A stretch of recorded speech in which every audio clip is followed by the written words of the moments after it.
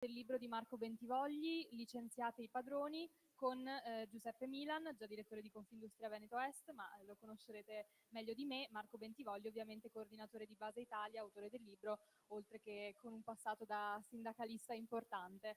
Allora, questo libro edito da Rizzoli è un libro che, se dovessi descriverlo in poche parole, anzi in una, direi che è un libro invettiva, perché mette sul banco degli imputati i padroni. Allora, innanzitutto partiamo da qui, Bentivogli, nel capire di che cosa sono responsabili questi padroni che appunto vengono accusati di una serie di aspetti. Iniziamo con l'elencare il quali? Questa è un'epoca in cui ci si ferma ai titoli, alle copertine, alla fotografia, e per cui provocatoriamente, invece in questo caso chi si ferma alla copertina non comprende il libro. È voluta la cosa, non ce l'ho con gli imprenditori, non ce l'ho con chi esercita il potere, me la prendo con in qualche modo con delusione su chi non riesce a interpretare questa fase, non riesce a interpretare il fatto che siamo di fronte a cambiamenti giganteschi, no? Le 3 transizioni, digitale, demografica, ambientale e così via, e bisogna un po' metterci del proprio per interpretarle, per cercare di decidere se le persone le si accompagna e si cambia, decidendo di accompagnarle, si cambia noi stessi soprattutto, oppure ci lasciamo prendere dalle ossessioni. Io identifico i padroni, chiaramente non sono gli imprenditori. Io in questo periodo sto censendo, tra molti amici imprenditori che ho, quelli che si arrabbiano, dicono: ma come, proprio tu scrivi padroni, cavolo, ma hai fatto gli accordi con Marchionne, ma sei uno che ha creduto nel dialogo.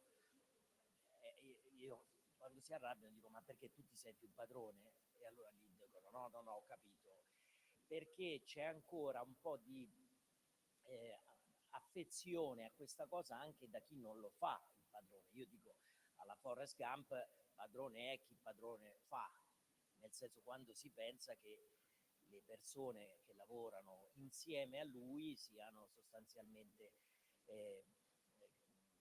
proprietà, siano possedimento. E identifico il padrone invece, che non è l'imprenditore, è una parte che il padrone ci può essere in tutti gli ambiti, anche quelli sociali, politici, sindacali, nel volontariato addirittura puoi trovare dei padroni, no? E utilizzo lo schema del mondo dell'impresa perché viene facile, perché purtroppo in una parte c'è questa affezione a collegarsi, e dico 4 caratteristiche deve avere il padrone per essere considerato tale. Primo, l'idea ancora che il potere si eserciti attraverso le strutture organizzative basate su comando e controllo. E se ci pensate, gran parte delle organizzazioni sono basate su comando e controllo, C2 dicono gli americani, cioè la gerarchia di quello che sta sopra su quello che sta sotto è il controllo. Scava, c'è tanto controllo e c'è poca reciprocità, c'è poco legame, e in realtà il controllo deriva dalla struttura gerarchica militare, per cui voi immaginate che dal punto di vista fordista, quando si producevano pezzi nell'unità di tempo, e per cui la produttività è tot pezzi in tot tempo, aveva un senso anche controllare. Oggi la produttività non è più quello, per cui pensare che non si punti sui risultati ma più su quanto si controllano le persone fa fare dei clamorosi errori. Guardate la pubblica amministrazione, quella è piena di padroni. La pubblica amministrazione, il numero dei documenti che fai, eccetera, eccetera, oppure timbri il cartellino, muovi le dita dietro il computer, allora sei produttivo. In realtà la produttività, come vediamo poi nei risultati della pubblica amministrazione, è ben altro. Il secondo elemento è in qualche modo quello che il sociologo danese e canadese Denot chiama la mediocrazia, e cioè esistono troppe situazioni in cui i mediocri arrivano al potere, in cui la selezione dei gruppi dirigenti è al ribasso, in cui si selezionano per posti chiave, in cui ci devono essere persone coraggiose, competenti, eccetera, si scelgono quelli che danno meno fastidio. Io cito la postura del sughero, no? Quello che galleggia, non crea problemi a nessuno, non si lamenta mai, ma va benissimo per un potere che abbassa sempre di più il suo livello di ingaggio. E questo è un problema molto serio, perché il nostro è un paese in cui il merito inizia a essere demonizzato, per cui ben sapendo che la meritocrazia, quando le condizioni di partenza sono diverse, non si può verificare, rischia di essere una trappola. Se c'è chi parte 2 chilometri avanti e chi parte 2 chilometri indietro, valutare il merito poi alla fine rischia di essere una partita truccata. Però non abbastanza per vedere che è la fase in cui ci si accontenta. I rappresentati sono meno esigenti rispetto ai loro rappresentanti. Questo riguarda tutto il mondo, no? Guardate anche, a parte ieri in Cile abbiamo visto che hanno votato il 72%, però abbiamo visto il risultato, no? Delle volte forse è meglio una partecipazione più meditata. Però cala questa domanda di partecipazione, che è la chiave del libro sostanzialmente.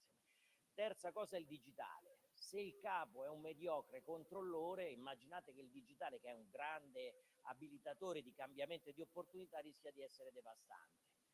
E per cui il lavoro, che deve essere sempre più risultati, reciprocità, meno scambio, più progetto condiviso, rischia di sembrare quasi un cottimo digitale. Cioè, se non hai orario, sei reperibile 24 ore al giorno, anche in ferie, anche il sabato e la domenica, rischia di essere complicata la partita. L'ultimo elemento è quello del narcisismo. Diciamo, l'attenzione all'immagine che c'è ci dà, e anche quello che i social fanno, ma anche i media, ci danno un'idea di eternità. Noi pensiamo di non lasciare mai il passo a nessuno, di non costruiamo i ricambi, non immaginiamo il fatto che abbiamo un ciclo della nostra vita. Ecco, mentre prima il narcisismo era una gaussiana, no? Saliva, poi riscendeva, adesso sembra all'eternità che arrivi. Ci sono persone che solcano i 90 anni addirittura, che dicono no, io se c'è questo posto, questo incarico, ci sono io. E capite bene che la gerontocrazia del nostro paese rischia di essere conclamata. Perché licenziati i padroni?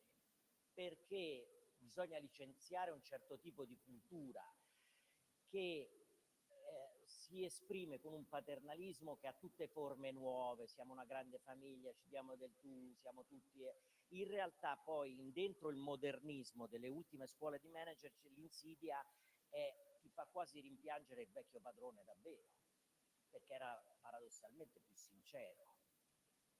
Ci si dava del lei, ma la parola era quella. Adesso con tanti inglesismi, io a Milano li prendevo in giro, perché Milano è la capitale dell'aziendalese un po' ipocrita, no? In realtà l'inglese nasconde il vecchio linguaggio della nave, che è un linguaggio tutto maschile, che è un linguaggio tutto militare, per cui c'è il recruitment, poi sali on board, poi c'è l'engagement, e ci sono tutte cose che, se le traduci, sono il linguaggio della nave.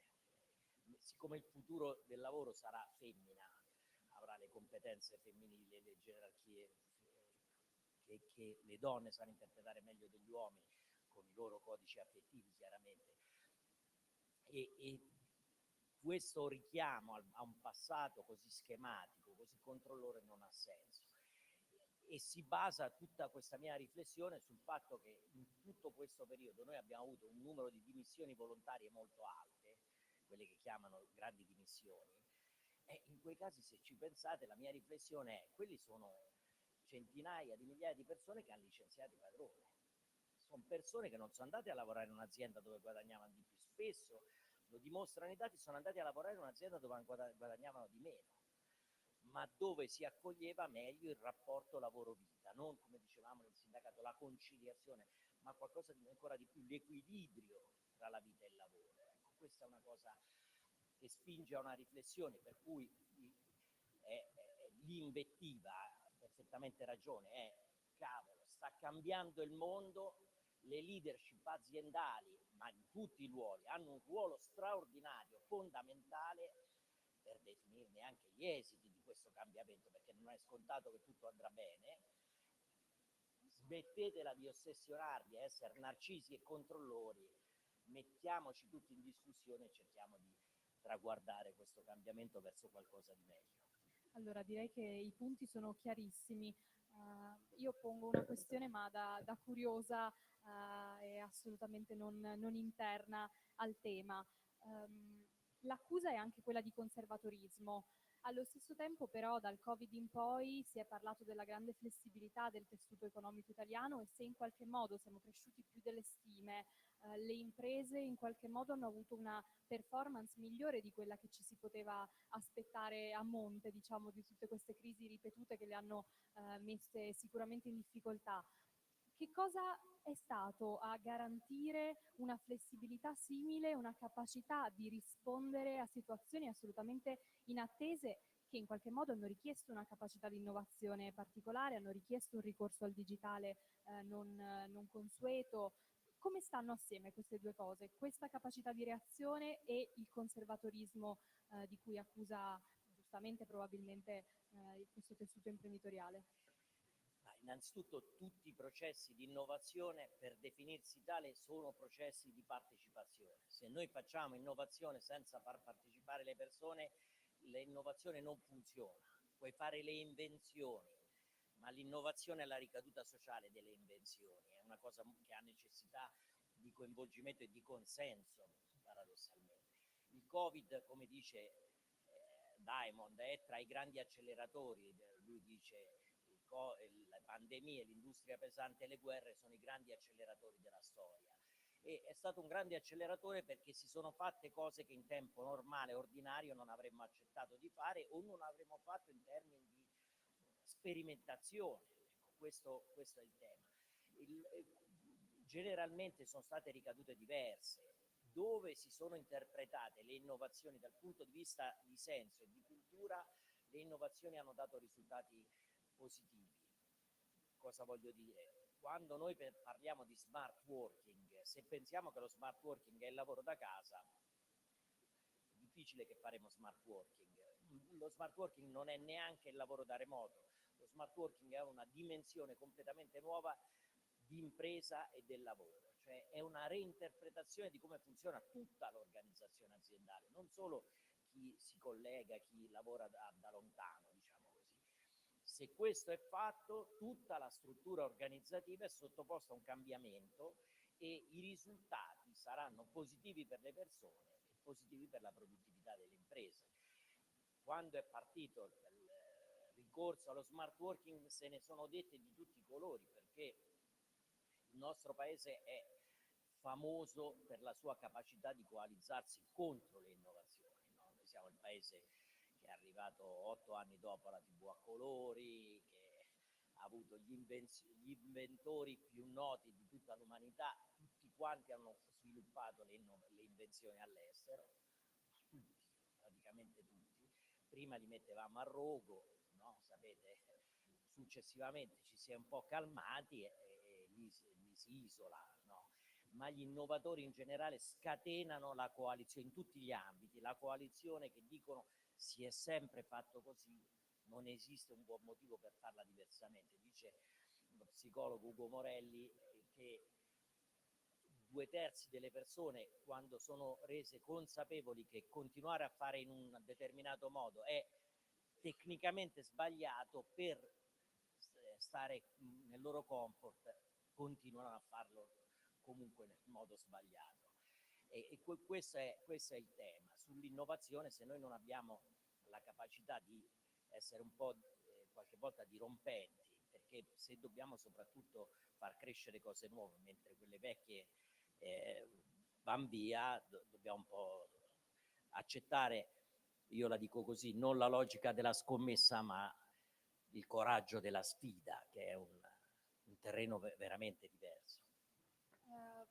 Ci sarebbero molti spunti, ma passo la palla a Giuseppe Milan. Ci dice intanto come valuta il libro, che tipo di lettura ne ha fatto e che riflessioni ha generato?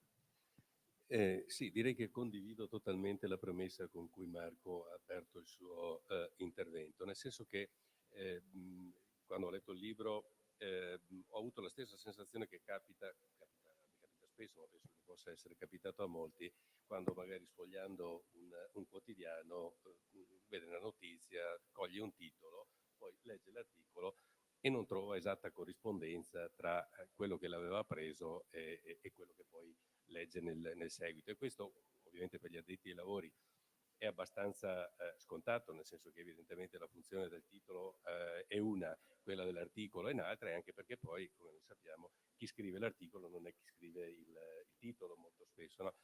E la sensazione è esattamente questa, nel senso che ovviamente un titolo che, diciamo, a vederlo così se non discutibile, quantomeno opinabile, diciamo, poi tu leggi il seguito e non è difficile, tutto sommato, riconoscersi in molte delle analisi, in molte dei giudizi, non tutte per la verità, dei giudizi che Bentivogli esprime nel suo libro.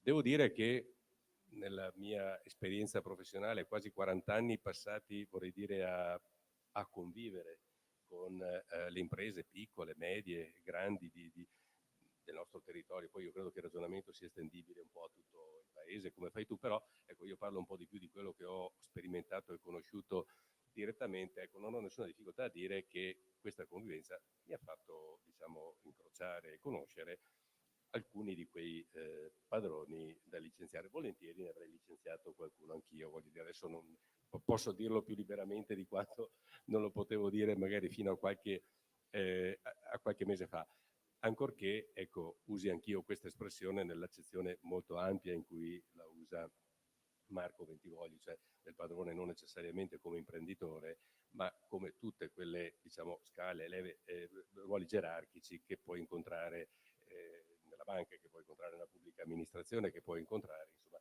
in tutti i livelli del lavoro. Per cui, ecco, devo dire che tutto sommato non è difficile riconoscersi in diverse delle affermazioni che Bentivogli fa. Dopodiché, ecco, io approfitto anche di un assist, Marco, che ho trovato nel tuo libro, e tra l'altro è proprio nei titoli di coda, te lo dico anche perché così ti faccio vedere che ho letto tutto il libro, compresi i titoli di coda. Tu a un certo punto nei ringraziamenti qui dici: ringrazio Tizio, Caio e Sempronio, e i molti altri con cui discutere ha un senso, soprattutto se si hanno idee diverse, no? E allora io un minimo diciamo di controcanto, voglio dire, lo vorrei fare, perché io credo che, se è giusta appunto l'invettiva, adesso invettiva credo sia anche più una provocazione, no? Ma la denuncia, diciamo, io credo che però dobbiamo stare anche attenti a non buttare via insieme con l'acqua sporca che c'è, che è quella che tu evidenzi, anche il bambino, che è qualcosa di piuttosto importante, prezioso, che va curato e va rispettato. Cosa intendo dire? Che io credo che questo sistema, che è economico ma che è anche sociale, infatti noi abbiamo sempre definito, almeno qui, non solo l'economia della piccola impresa, ma la società della piccola impresa, per dire che c'è quasi identità tra componente economica e sociale, è una realtà che in realtà io non mi stancherò mai di ripetere, in questo caso ripeto non per contratto, per dovere di casacca come avevo prima, è quella che in una settantina d'anni, in un ciclo temporale di per sé non lunghissimo, ha letteralmente trasformato questo territorio. Siamo passati da terra di emigrazione, perché negli anni 50 ancora qui si emigrava, sacche di analfabetismo che non mancavano, un'economia agricola che si reggeva molto sulla mezzadria, comunque povera, e tutto sommato questa realtà è diventata uno dei territori, una delle economie più competitive al mondo. Allora qualcosa deve pur aver prodotto questo tipo di percorso e questo tipo di risultato, che io credo oggi, con tutti i limiti che si possono riconoscere, con tutte le cicatrici anche sia sociali che ambientali che questo sviluppo ha lasciato sul territorio, però io credo che vada anche riconosciuto il valore che ha generato. Perché guardate adesso, ovviamente vale per un qualsiasi prodotto che si fa, si può dire bene o male di un prodotto, si può dire quel che si vuole, ma in qualche maniera se quel prodotto incontra il mercato, vende, ragionevolmente qualche dubbio che abbia del buono è lecito averlo. Allora, io ricordo anni fa, nella mia esperienza, noi eravamo terreno di caccia qui sul territorio di molte agenzie di marketing territoriale, soprattutto dell'arco alpino, per la verità anche al di là dell'oceano, ma soprattutto dell'arco alpino, che venivano qui per sollecitare, diciamo, la delocalizzazione di iniziative imprenditoriali nostre, e non senza argomenti, a onor del vero, perché diciamo, quei risultati di cui parlavo prima io credo che siano stati realizzati in un sistema paese che tutto sommato non brilla per assecondare e aiutare diciamo, chi fa impresa, perché burocrazia, perché fisco, perché energia, insomma, non serve dire le cose che tutti conosciamo. Allora, nel momento in cui qualcuno viene a cercare questo modello di impresa, io credo che del valore, del buono ce l'abbia.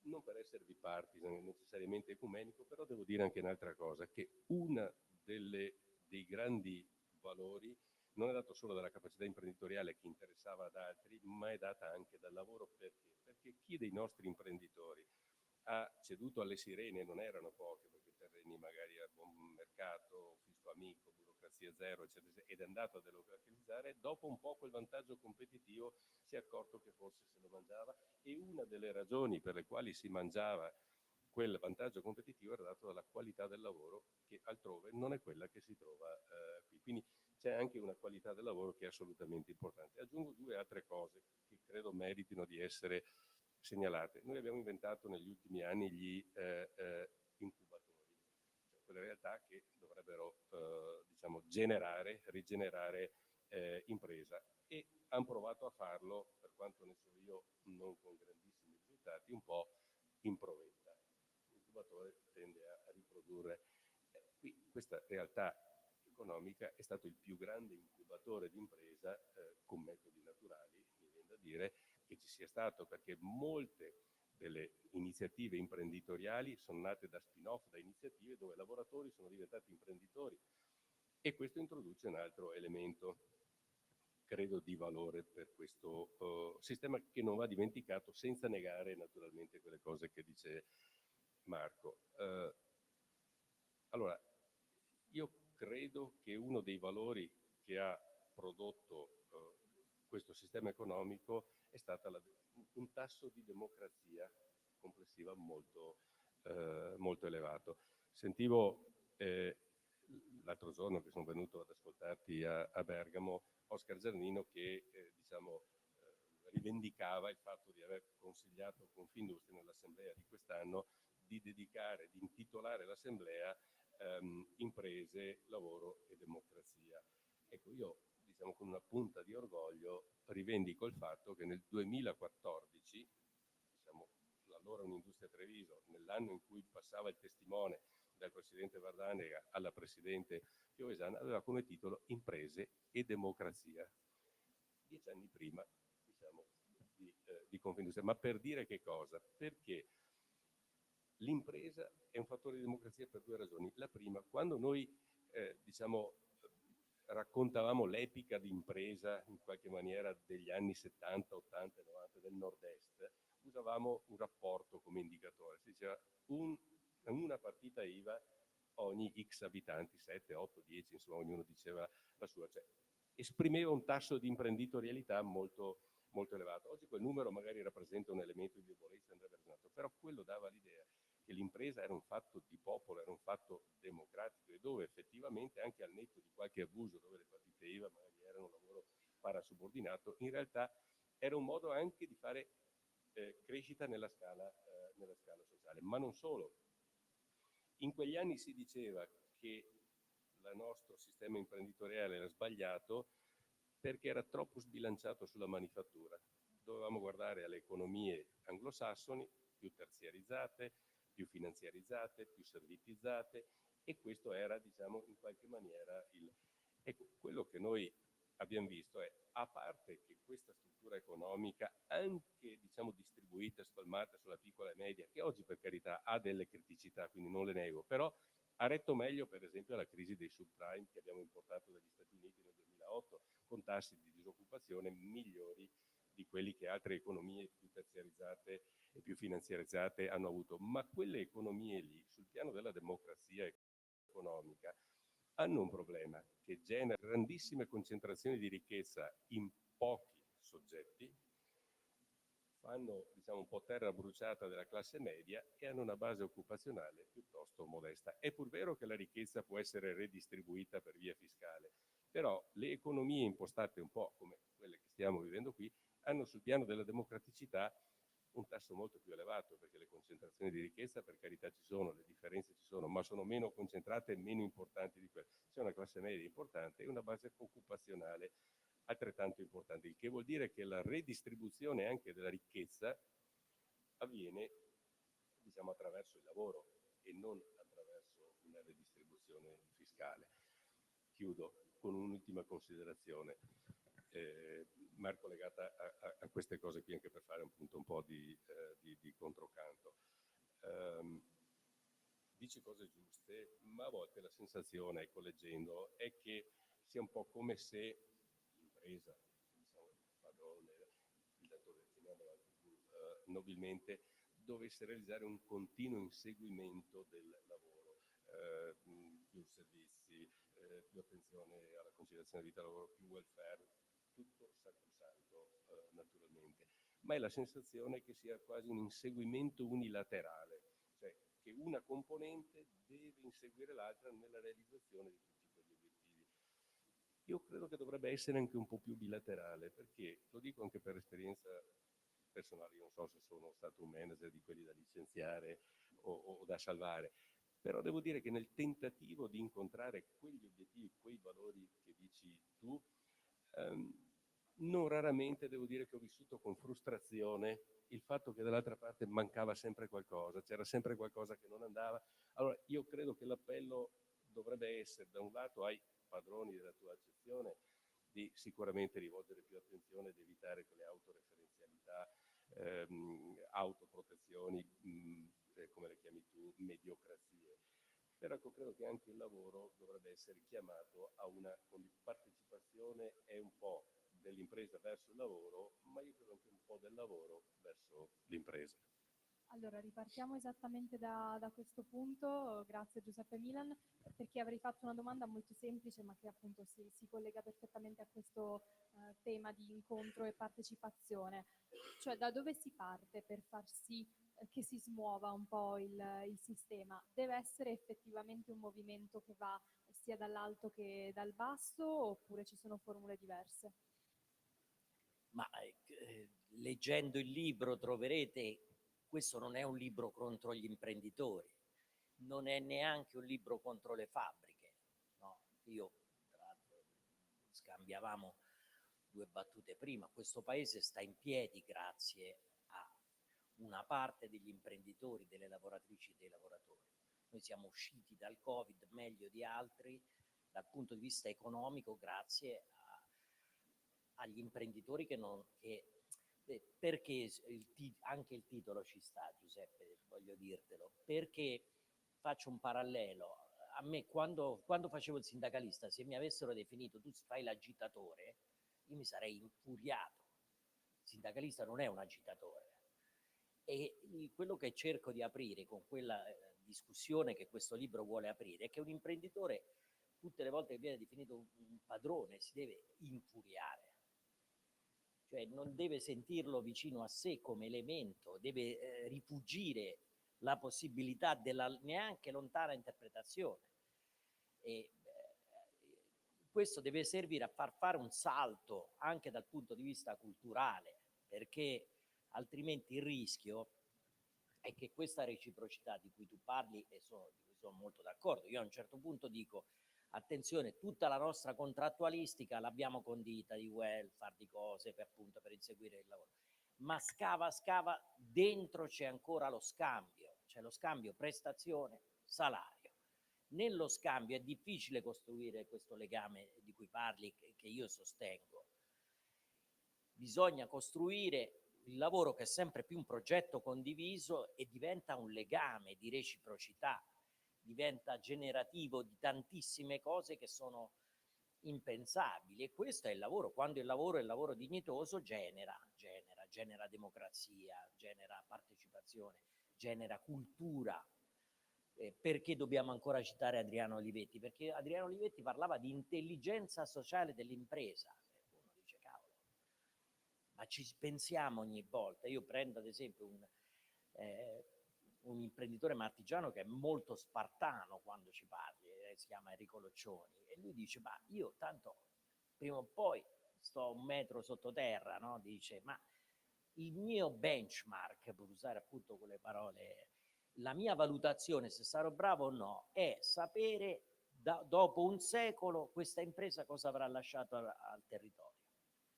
Competenza, ricchezza, occupazione, prosperità economica per me, ce lo mette, no? Figuriamoci. Chi rischia è giusto che sia valorizzato, non è? Chi non capisce queste logiche vuol dire che è fuori dal mondo. Quello che bisognerebbe fare è un po' alzare l'asticella, e su questo riconoscersi dei ruoli che sono molto più importanti. La democrazia di un paese senza una tenuta forte del suo gruppo dirigente imprenditoriale non tiene. Questo è un libro che parla al potere, ogni volta che abbiamo occasione di potere, in qualsiasi caso di esercitare un ruolo di rappresentanza. Io ho conosciuto aziende in cui il capo reparto era più padrone dell'amministratore delegato e del proprietario dell'azienda, perché la interpretava così, non vedeva l'ora.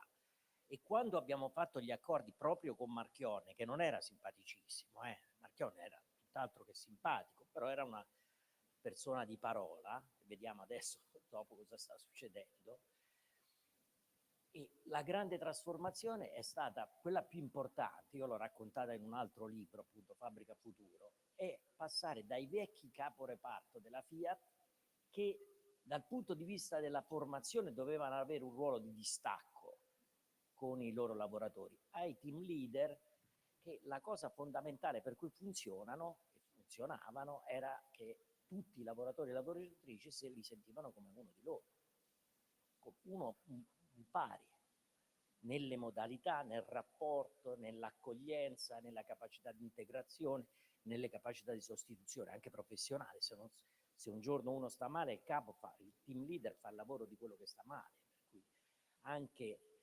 ecco, lo vedremo, ne parlo nell'ultimo libro, l'intelligenza artificiale darà un colpo fortissimo all'ipergerarchizzazione verticale in tutti i ruoli. Io lo vedevo anche adesso, per capire che non si parla di imprenditori solo. Quando iniziai a fare il sindacalista, i ruoli, mi ricordo, erano sostanziati, nel senso che a un certo livello avevi 8 come informazioni, sopra ne avevi 10, sopra avevi 12, sopra 14, come se il potere fosse cristallizzato nella non democrazia di accesso alle informazioni. Quel mondo per fortuna sta saltando. È nelle tue capacità di esercizio del ruolo che si vede come onori il potere che hai, non tanto nel preservare, nell'avere alcune chiavi di accesso invece di altre. Ecco, per questo bisogna licenziare invece i padroni, perché questa è una fase in cui rischiano di rimanere forme vecchie su cose con un mondo che sta cambiando veramente in modo veloce. Questo bisogna, non tutto avverrà in automatico, bisogna un po' metterci del nostro. Uno dei passaggi che è un'espressione che mi colpisce, perché in effetti ci abbiamo riflettuto in qualche altra occasione simile, è concepire l'impresa come un luogo di comunità. Credo che ad oggi ne esistano molti meno di un tempo di luoghi di comunità, non lo fa più la politica, questo ruolo, le parrocchie non assolvono più a questo ruolo, non so, forse nemmeno i sindacati. L'impresa è il luogo dove forse più si costruisce comunità, inizia ad essere una concezione propria dei lavoratori, o forse lo è anche degli imprenditori, qualcuno ne è realmente cosciente? Ma secondo me deve tornare ad essere un'occasione. Io cito una persona, purtroppo non sta benissimo, che è un vecchio metalmeccanico del cantiere navale di Ancona, che a me bisogna ascoltare sempre chi c'è stato prima di te. E lui raccontava che quando era ragazzo e iniziò a lavorare, facevano la colletta per comprare il giornale e lo leggevano, cioè, ognuno lo leggeva, poi lo passava all'altro, passava all'altro, passava all'altro. Ecco, immaginare già non solo i grandi luoghi del lavoro in cui si discuteva di tutto, non solo di calcio e di cavolate, no? Si discuteva di tutto. Ecco, immaginare un posto dove si fa la colletta per comprare il quotidiano, per me è significativo di che cosa dobbiamo ricreare mettendo insieme le persone e soprattutto in termini di che cosa scambiamo, no, tra persone quando abbiamo gli spazi comunitari. E questo è assolutamente rilevante nell'analisi che faceva Olivetti, ma Olivetti si appoggiò ai migliori pensatori francesi, a Mounier, Maritain, il grande personalismo comunitario che ridava veramente, non solo nei convegni, centralità alla persona.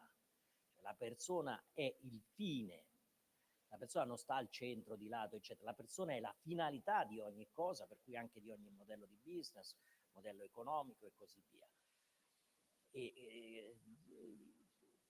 Un'azienda oggi senza essere comunità non funziona. Le persone sono produttive, non solo sta meglio in termini di benessere, ma sono più produttive se quando si svegliano appoggiano il piede dal letto verso il pavimento e sanno che quel giorno o da casa o da lontano o andando in azienda fanno la loro parte, stanno dentro un progetto, no? A prescindere dal ruolo, sanno che una cosa, noi assegniamo poche cose lontane dall'azienda, no? A me delle volte mi colpiva questo spirito che hanno gli americani. Gli americani dicono vado a lavorare e do una mano al mio paese. In Italia non c'è molto, no? Non è che l'idea di patria è una cosa quasi conservatrice, eccetera. In realtà è una cosa importante. Faccio la mia parte, faccio crescere il mio paese. È una cosa tutt'altro che brutta.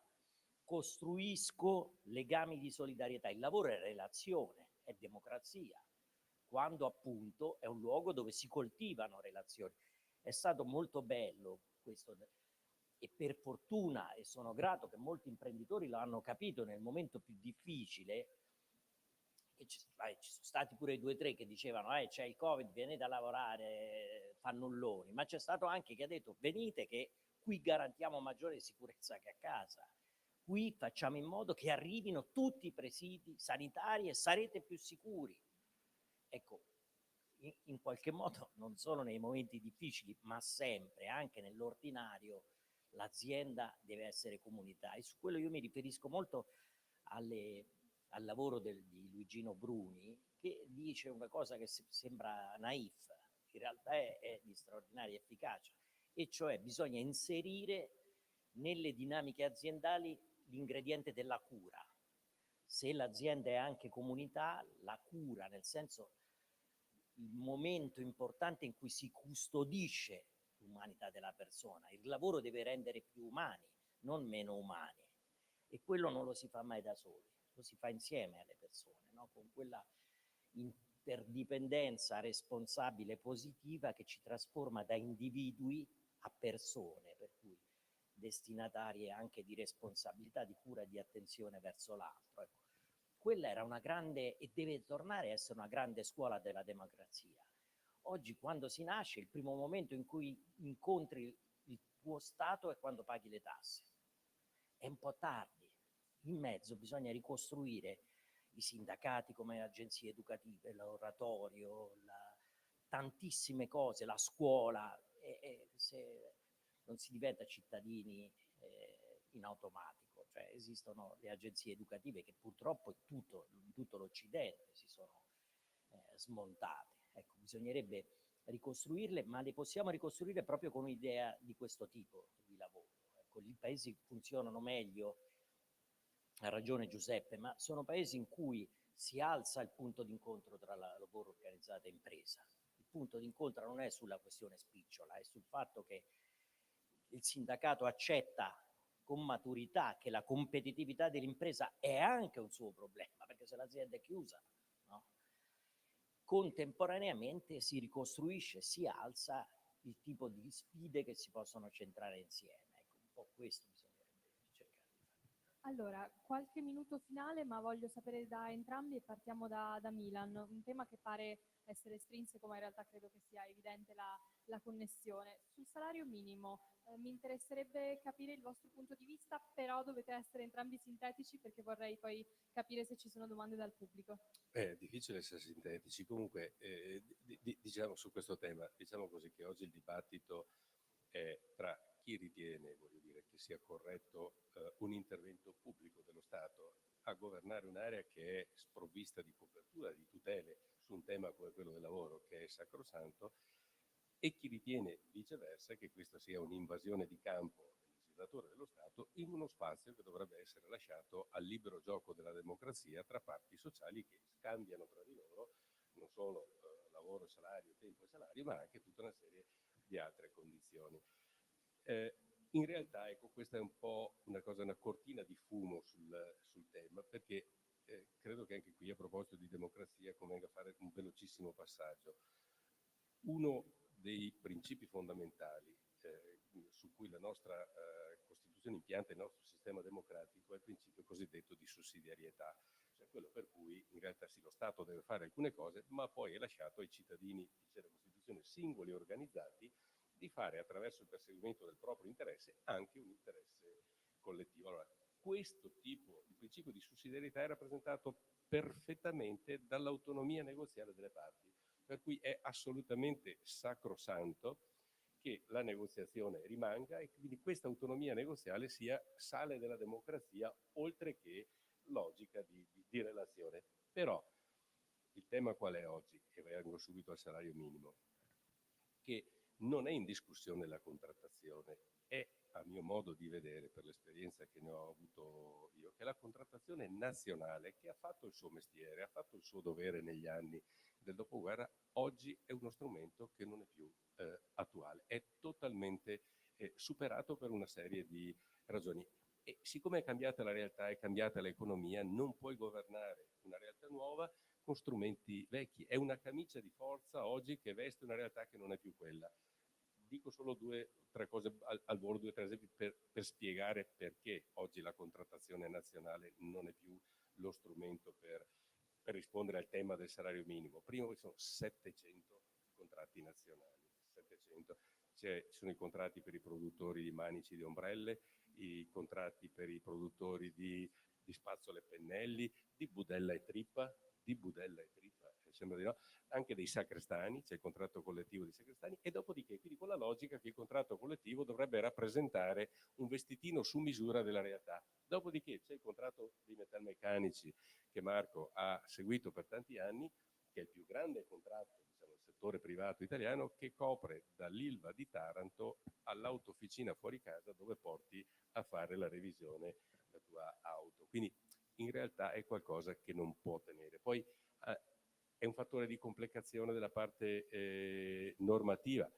E poi l'ultima, la più evidente, e qui mi fermo perché poi ce ne sarebbero altre da dire prima di una battuta conclusiva, che dal 1993, protocollo Ciampi, allora si trattava di combattere l'inflazione, ha detto bene, i contratti nazionali devono, diciamo, proteggere il salario dei lavoratori dall'erosione del potere d'acquisto generato dall'inflazione, perché allora andavamo a due cifre. Bene, ha fatto il suo dovere e quindi cosa diceva? Che i contratti nazionali andavano adeguati sulla base dell'indice Istat programmato dallo Stato, no, in fase tendenzialmente, e dopo da un altro indice, l'IPCA, ma non entriamo in questo dettaglio.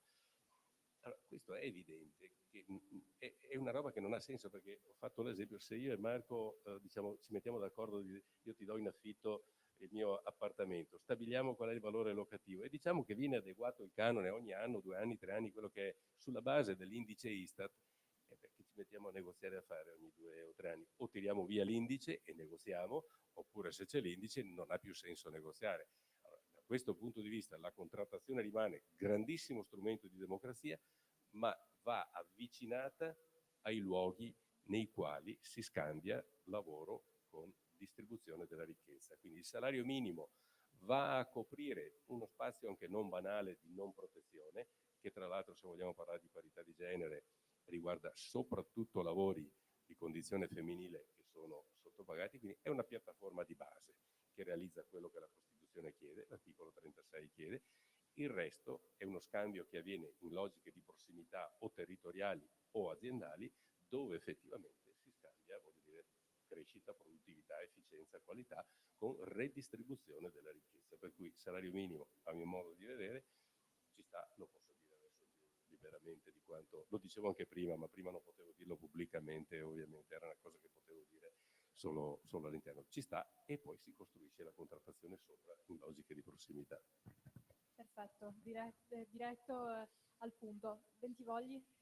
Ma se avessi dovuto rispondere a questa domanda 20 anni fa, avrei detto no, il salario minimo, la contrattazione già copre abbastanza e non serve. In realtà nessuno lo ricorda, nel congresso del 2017 la FIM nel documento mise che per i settori non protetti serve il salario minimo, non se lo ricorda più nessuno.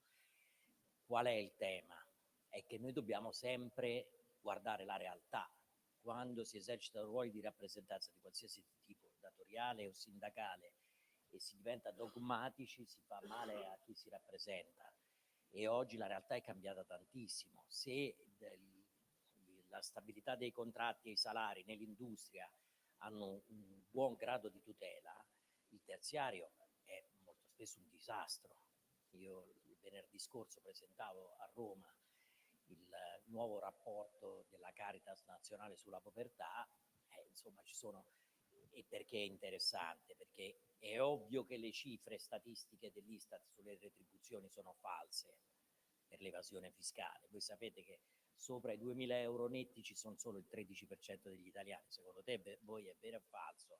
Insomma, a guardare in giro, basta il parco auto, si capisce che... Però ascoltare dai centri d'ascolto, per cui non solo dall'Istat, ma da tutte le rilevazioni dei diversi milioni di persone che si sono rivolte alla Caritas, scoprire che da un po' di tempo un quarto delle persone che va a prendere il pacco alimentare, per cui non è una cosa assolutamente, no, che si fa con facilità, sono lavoratori e lavoratrici, sicuramente fa capire che c'è qualcosa che non funziona più.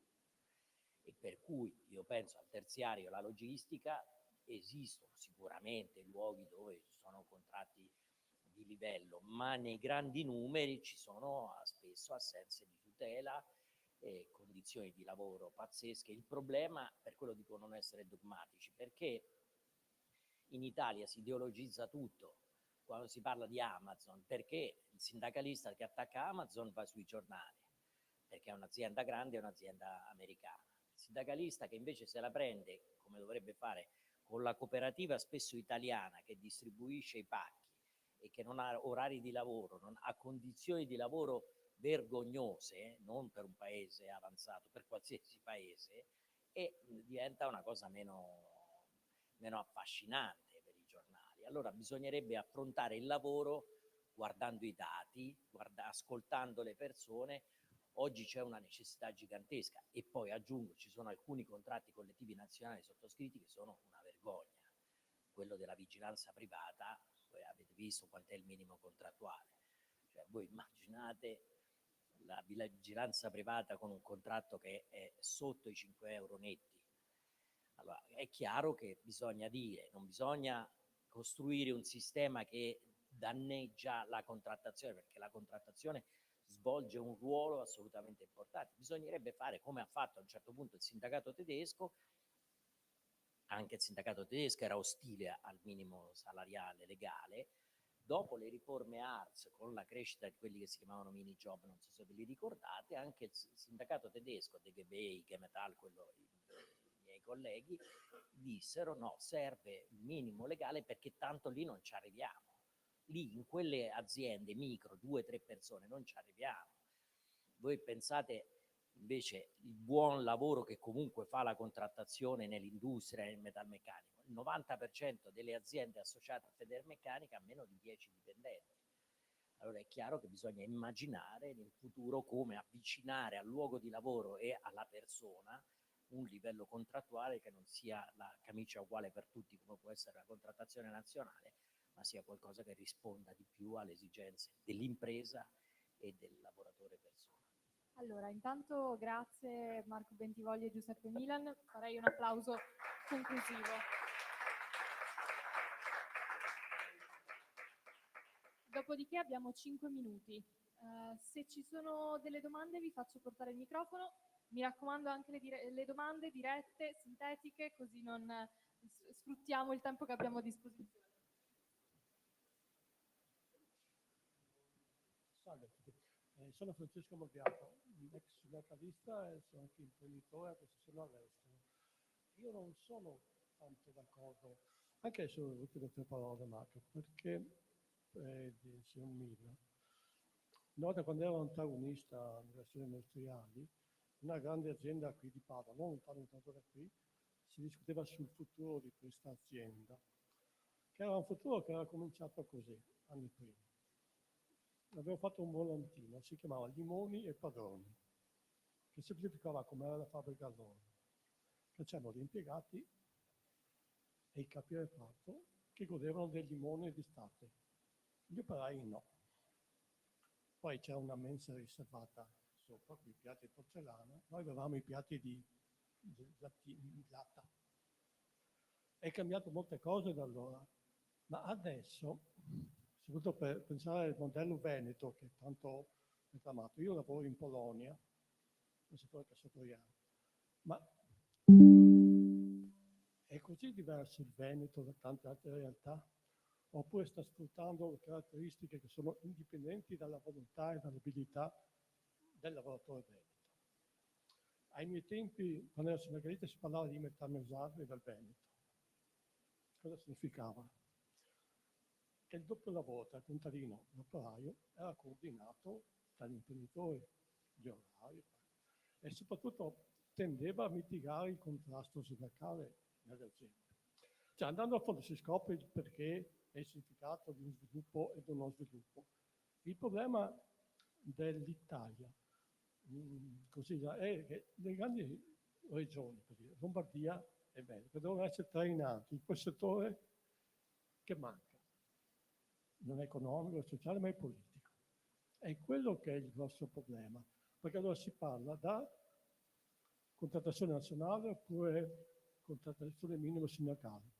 Ma tutto questo dipende da come è gestito, come nasce la frantumazione del modello industriale veneto, per dire. Io ho gestito le grandi crisi negli anni '80, le grandi aziende padovane, la Duttita, la Fucina Stanga, la Zetappa, la Rizzati. Che poi questo è il diversificare, che manca completamente quel lato politico. O meglio, il lato politico della regione Veneto è molto deficitario, se non peggio.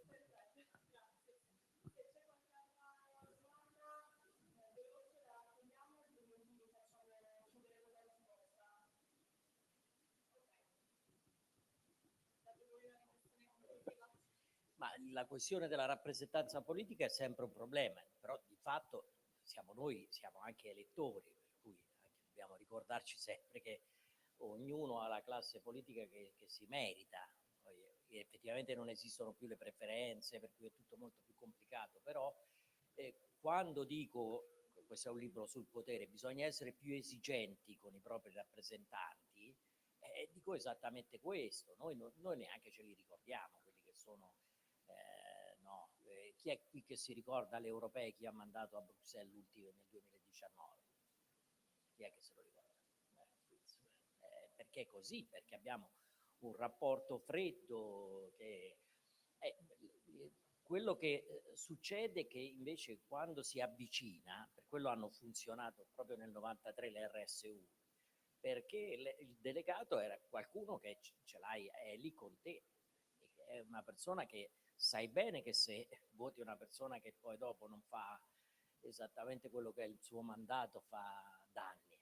Ecco, noi pensiamo che la politica non serva a nulla e in realtà altro che serve. Io mi ricordo negli ultimi anni quando si sceglieva tra fare grandi localizzazioni produttive in Italia o fuori, ricordo l'esempio Lamborghini, cavolo se la politica ha avuto ruolo. Io ricordo l'allora assessore, che è stato meglio come assessore che come ministro, devo dire, siamo amici per cui me lo posso permettere, Patrizio Bianchi, quando si localizzò a Sant'Agata Bolognese Lamborghini invece che a Bratislava, la regione cavolo si mosse in pompa magna per garantire condizioni di competitività maggiori. Insomma, poi per fortuna era un'azienda tedesca che non ha visto il fatto che ci fosse il sindacato dentro una cosa negativa, ma anzi l'ha valorizzato come un elemento positivo.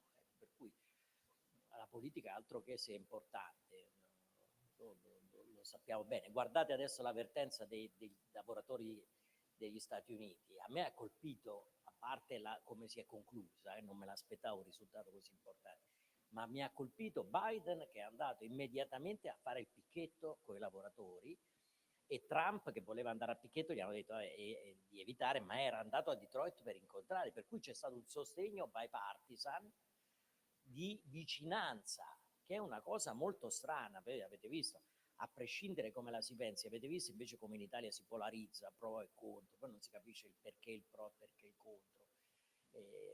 No, la politica è importante. Due battute telegrafiche. Per 15 anni io mi sono occupato di relazioni industriali, quindi qualche volta anche su Padova, quindi è pure possibile che ci siamo incrociati.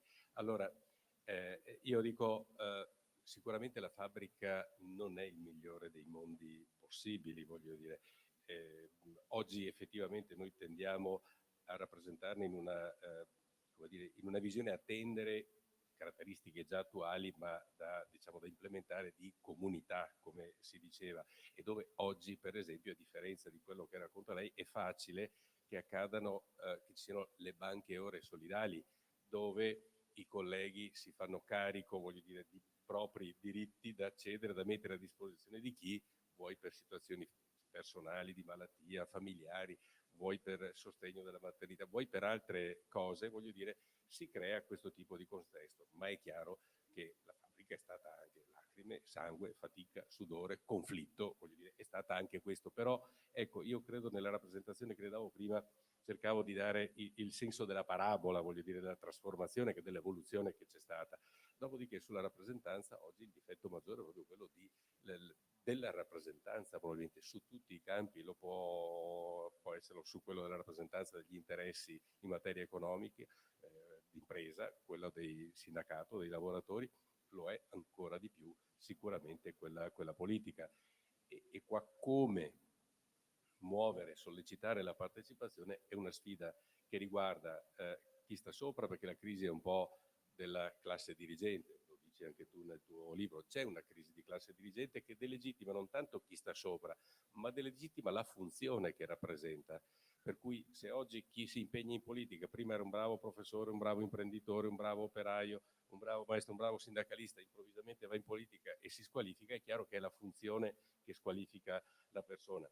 Ma lo deve essere anche in basso in termini di consapevolezza, come diceva qualcuno una volta, che se la politica non la fai te la fanno addosso, e quindi è chiaro che impegnarsi direttamente nell'assicurarsi che la rappresentanza sia una rappresentanza seria, questo è un obbligo che fa carico, credo, a tutti quanti, perché poi, come diceva Marco, li mandiamo noi. Allora, grazie. Vabbè, l'invito è di continuare le riflessioni leggendo il libro, perché quello che è provocatorio spinge inevitabilmente alla riflessione, quindi è un esercizio sicuramente utile, mai una perdita di tempo. Anzi, grazie di nuovo sia per la partecipazione che soprattutto a Marco Bentivoglio e Giuseppe Milan per essere stati con noi a chiacchierare. Buona serata.